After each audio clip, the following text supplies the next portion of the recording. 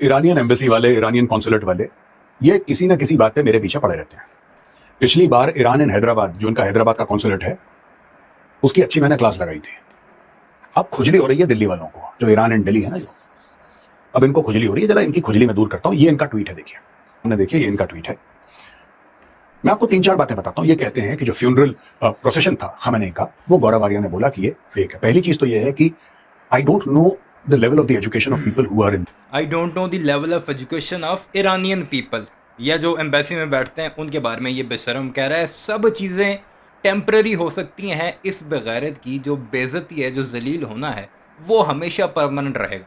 चाहे भारत के अंदर लोग इसे जलील करें, इसके फौजी जर्नेल जिनके अंडर ये काम करता रहा, वो ये कहते नजर आए कि ये सरफ खाकर भाग गया था 5 साल, तो हम जूता सीधा करना नहीं सिखाते। ये कौन सा दफाई तजिया निगार बन चुका है। अब मैं आपको बताता हूँ खबर क्या है, बड़ी इंपॉर्टेंट है जी। ईरान की एम्बेसी ने, जो दिल्ली में है, उसने इसे जमकर जलील किया है। सिर्फ इसे नहीं, इसके आकाओं के बारे में भी बात की है। और वो आका कौन है? नरेंद्र मोदी। आप ईरान के लोगों के सेंटिमेंट्स क्या हैं, वो सब कुछ आपको इस वीडियो में पता लग जाएगा कि अब ये खुद उस पर रोना शुरू हो चुका है कि ईरान वाले मेरे बारे में इस तरह की बातें क्यों करते हैं, उन्हें क्यों खुजली होती है।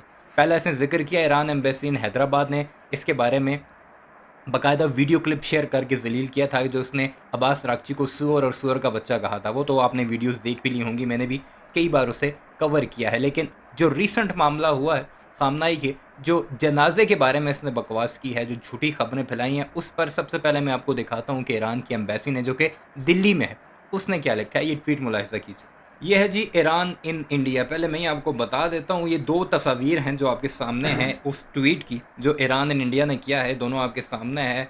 The funeral and burial ceremonies, पहली जो पैराग्राफ है उसमें बताया गया कि बड़ी डिग्निटी के साथ, बड़े ऑनर के साथ हमने वो सारा प्रोसेस किया है, जिसमें मोर देन 40 मिलियन यानी 4 करोड़ से ज़्यादा लोगों ने उसमें शिरकत की है, किसी भी सिंगल इंसिडेंट के बगैर। यानी कोई भी ना भगदड़ हुई है, ना कोई मुजाहरा हुआ है, ना कोई दहशतगर्दी हुई है, कुछ भी नहीं हुआ। अब आगे आते हैं मेन मुद्दे पर, वो इस पैराग्राफ में। The enemies of the Iranian nation, याद रहे नीचे वीडियो लगाई हुई है गौरव आर्य की, इन्होंने उसे अपना दुश्मन करार दिया गया है ईरान की नेशन का।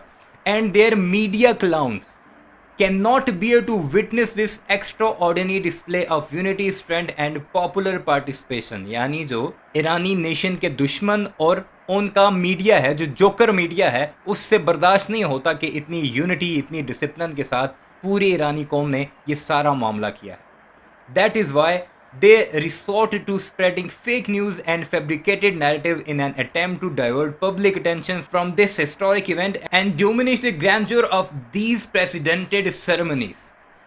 यानी इस सब को सबोताज करने के लिए जो सो कॉल्ड ईरानी नेशन का दुश्मन मीडिया और उसके क्लाउन्स हैं, उन्होंने इस सब को सबोताज करने के लिए इन्हें आगे कर दिया है। साथ आपको गौरव आर्य की तस्वीर भी नजर आ रही होगी। Now it is time to open your eyes, see the strength and greatness of Iran and its courageous people instead of living in a world of illusion and propaganda, face the reality of a strong and powerful Iran। ये गौरव आर्य को सबक पढ़ाया जा रहा है कि आंखें खोलो, देखो कितनी ग्रेट है और कितनी मजबूत है ईरान की कौम, और निकलो अपने उस इल्यूजन और प्रोपेगेंडे से और खुद देखो, फेस करो उस रियलिटी को, ईरान की कौम की स्ट्रेंथ को देखकर।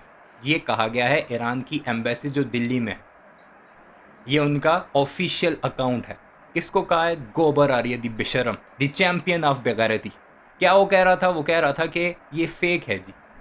ऊपर से ड्रोन्स की पिक्चरें दिखा रहा था कि देखो जी फलानी जगह खाली है जी, वो ग्राउंड खाली पड़ा हुआ है, ये कह रहे हैं कि इतने लाख लोग आ गए तो इतने करोड़ लोग आ गए, जितने भी हैं, 2 करोड़ हैं, 1 करोड़ है, 3 करोड़ है, तुम्हें क्या मौत पड़ती है, तुम्हें क्या तकलीफ है? चौथी 5वीं जगह बेशरम आदमी। तकलीफ इन्हें सिर्फ इतनी है कि इनका फादरलैंड, जहाँ पर मोदी एक दिन पहले भाषण देकर आया था जंग के, वो बुरे तरीके से पिटा है। उन्हें समझ नहीं आ रही कि ईरान को काउंटर किस तरह करें। तो खैर सुनते हैं इस पर गौरव आर्य ने क्या जवाब दिया है। वो देखकर भी आप जरूर हंसने पर मजबूर हो जाएंगे कि क्लैरिफाई कैसे कर रहा है। Iranian embassy in Delhi, whoever has written this, I'm not talking about the ambassador, I'm not talking about everybody else, I'm saying जो इनकी सोशल मीडिया टीम का है, मुझे उसका एजुकेशन पे बहुत सीरियस डाउट है कि ये जो ट्विटर हैंडल है ईरानियन एम्बेसी का, झूठ बोल रहा है। That's right, they are lying, they are deliberately misleading। जो निचोड़ है इसका, मैंने ये बोला कि फ्यूनरल प्रोसेशन हुआ, उसमें लाखों लोग आए, दुनिया भर में लोग गए, अपनी श्रद्धांजलि दी, अपनी रिस्पेक्ट्स पे करी अयतुल्लाह खamenei को, and after paying the respects what happened was that certain things happened, जो मुझे लगा कि IRGC इसको ऑप्टिक्स की तरह इस्तेमाल कर रहा है, ऑप्टिक्स की तरह, they are using this as optics. अब ये कह रहा है कि वो झूठ बोल रहे हैं, तो जो अब्बास इराक़ची को तुमने बाकायदा वीडियो में गालियां बकी थी वो भी झूठ था। वो जो आज से 4-5 दिन पहले तुमने एक वीडियो बनाई जिसमें तुमने लोगों का कंपैरिजन किया जो इंडिया से गए हैं और जो पाकिस्तान से गए हैं, उसमें भी तुमने IRGC को पाकिस्तानी एजेंट करार दिया कि ये आसिम मुनीर से डायरेक्शन लेते हैं। IRGC वाले जो दुनिया में एक बहुत बड़ी जंग लड़ रहे हैं वो पाकिस्तान से डायरेक्शन ले रहा है, क्योंकि कश्मीरी लोगों को बुलाया गया, हुर्रियत लोगों को बुलाया गया भारत से, और पाकिस्तान की तरफ से सिर्फ हुकूमती लोग गए, अपोजिशन नहीं गई। ये कह रहा था बेशरम। अब ये इसकी जस्टिफिकेशन सुनते हैं। अब मैं आपको बताता हूं ऑप्टिक्स क्या है। जो लोग आए, जिनके दिल में गम गुस्सा था, जो परेशान थे कि खमेनी को मार दिया, वो अलग हैं। मैं बात कर रहा हूं इस्लामिक रेवोल्यूशनरी गार्ड कोर की। सबसे पहली चीज, इन्होंने मीडिया को यह बताना शुरू करा कि जब यह पूरा का पूरा फ्यूनरल का मामला चलेगा, 4-5 शहर जाएंगे, 2 देश होंगे, ईरान में भी, इराक में भी, हर जगह।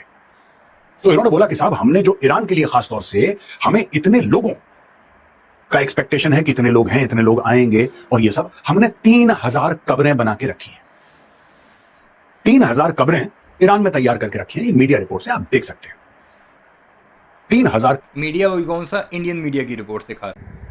तो आज की हमारी वीडियो का आपने फुल रिएक्शन सुन लिया है कि जो बहुत ही आउटस्टैंडिंग जो है वो रही है। जो इंडिया के आर्मी चीफ है उनको बहुत ज़्यादा ट्रोल किया जा रहा है। प्रेम शारी जो है वो उनके आर्मी चीफ है, और नरेंद्र मोदी को बहुत ज़्यादा पाकिस्तान को लेकर ट्रोल किया जा रहा है। उनके आर्मी चीफ ने जो बयान दिया है उसको लेकर इंडियन मीडिया बहुत ज़्यादा उनके ऊपर बुखलाया हुआ नज़र आ रहा है कि पाकिस्तान के ख़िलाफ़ ऐसे बयानात से आपको क्या होता है। पाकिस्तान के साथ चाइना खड़ा है और ईरान भी अब पाकिस्तान के साथ खड़ा है। तो ईरान और इसराइल की जो जंग है उसमें भी पाकिस्तान ने ईरान का फुल सपोर्ट किया है, जिसकी वजह से ईरान जंग जीतने में कामयाब हुआ है। और हम आपको बता दें कि इंडिया और पाकिस्तान की जो जंग थी उसमें भी चाइना ने पाकिस्तान का भरपूर साथ दिया और ईरान भी पाकिस्तान के आओ भगत में था। तो इसलिए बहुत आउटस्टैंडिंग रिज़ल्ट देखने को मिले हमें कि चाइना ने पाकिस्तान को सपोर्ट किया, और उसकी वजह से जो है वो पाकिस्तान जो है वो इंडिया को जंग में भी शिकस्त देने में कामयाब हुआ है। यही बात इंडियन मीडिया और के जो जर्नलिस्ट हैं वो बार बार कह रहे हैं कि नरेंद्र मोदी और आर्मी चीफ जो गलत बयानात पाकिस्तान के बारे में दे रहे हैं वो बंद करें, क्योंकि पाकिस्तान का क्या आप उखाड़ सकते हैं? कुछ भी नहीं उखाड़ सकते। पाकिस्तान एक बहुत ही स्ट्रॉन्ग कैंडिडेट बन चुका है, स्ट्रॉन्ग मेंबर बन चुका है दुनिया में। उन्होंने अमेरिका और ईरान की सुलह करवाई है। बहुत आउटस्टैंडिंग पाकिस्तान के आर्मी चीफ का रिज़ल्ट रहा है। बहुत अच्छे फ़ैसले वो कर रहे हैं, ज़बरदस्त फ़ैसले कर रहे हैं।